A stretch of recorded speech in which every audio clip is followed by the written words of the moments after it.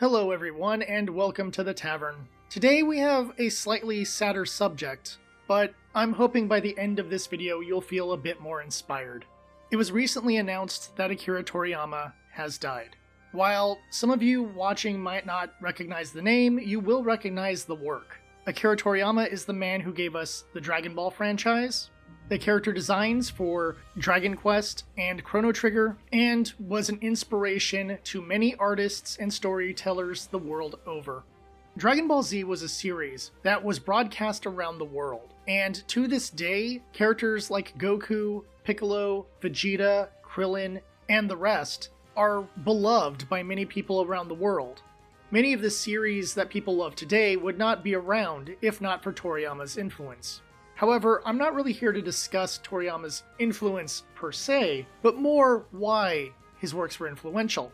Before I get into that, I just want to quickly talk about how Toriyama had some influence in my life. First off, I was introduced to Dragon Ball Z through the power of the Mexican version.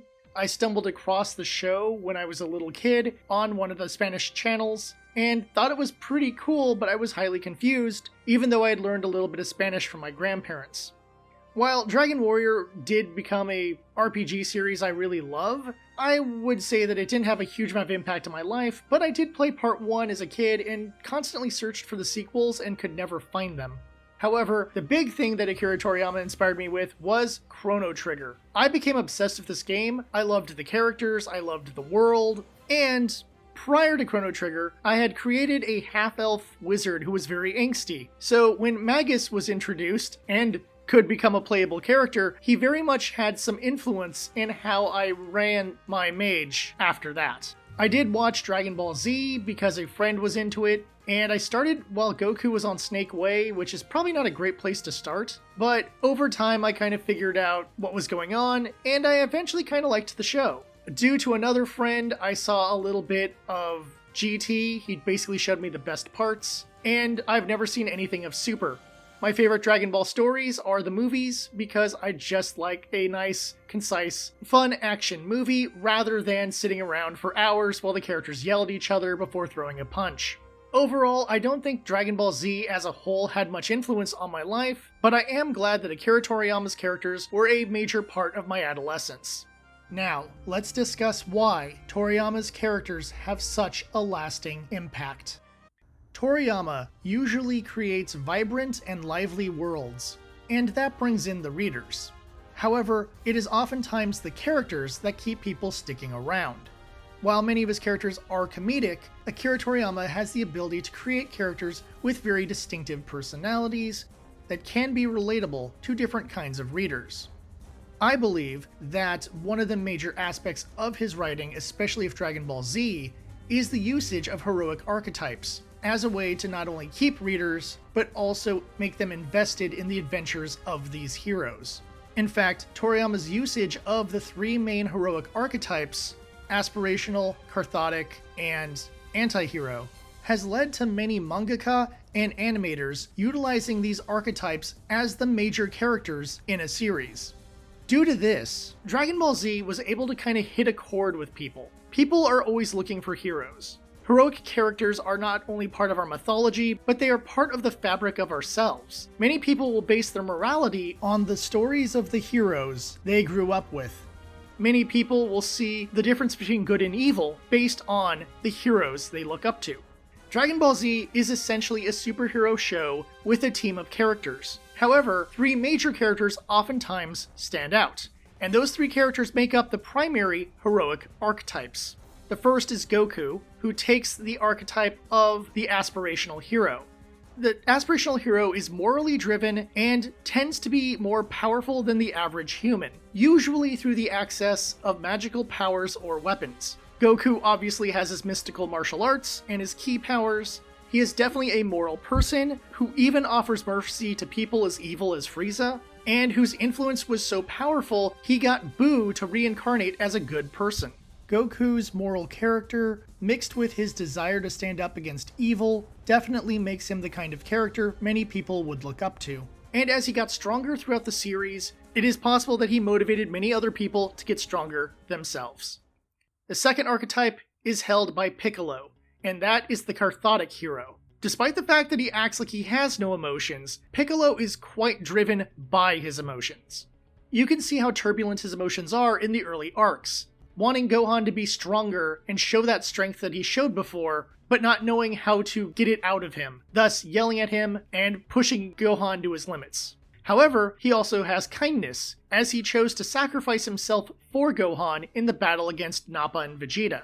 In addition to that, you can see a lot of the choices he makes tend to be more driven by his emotions. This includes those little moments of triumph when Gohan wants to wear clothing that is reminiscent of Piccolo, his moments with Nail and choosing to fuse with him, as well as his moments with Kami and choosing to fuse with him.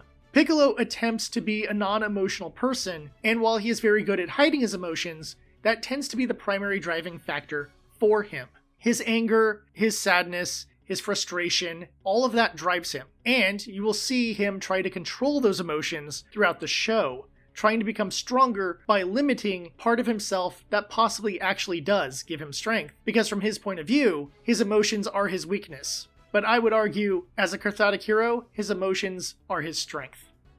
Then we have our anti-hero, Vegeta. Vegeta is the kind of character who, even when he turns good, he is still incredibly brutal. Whether it's the style of his attacks that he uses, whether it is the way he constantly mocks his enemies, or his ego getting the better of him and allowing enemies to get stronger so he can prove how powerful he is. He is not morally driven, he is not emotionally driven, he is purely driven by wanting to kick all the ass. And his frustration at Goku being stronger than him drives him to improve over and over again. A driven, powerful character who gets to unleash all that power against his enemies definitely makes him a bit of a power fantasy character, and the show is designed to show how the anti-hero method might not be the best choice, as oftentimes it is left to Goku or Gohan to defeat the final boss, while Vegeta has to step aside, because might does not make right, thus showing the importance of moral character to those watching. That being said, Vegeta still stands out as a really awesome character that many people might say is their favorite because he gets to do those brutal attacks, but also occasionally show caring for his wife and son. The reason why these three archetypes have lasted for so long is because they reach people in different ways. Whether it is a way to inspire you to be a better person, whether it is a relatable character who's trying to deal with their own issues their own way, or it's someone that gives you a power fantasy to just want to take out the bad guys.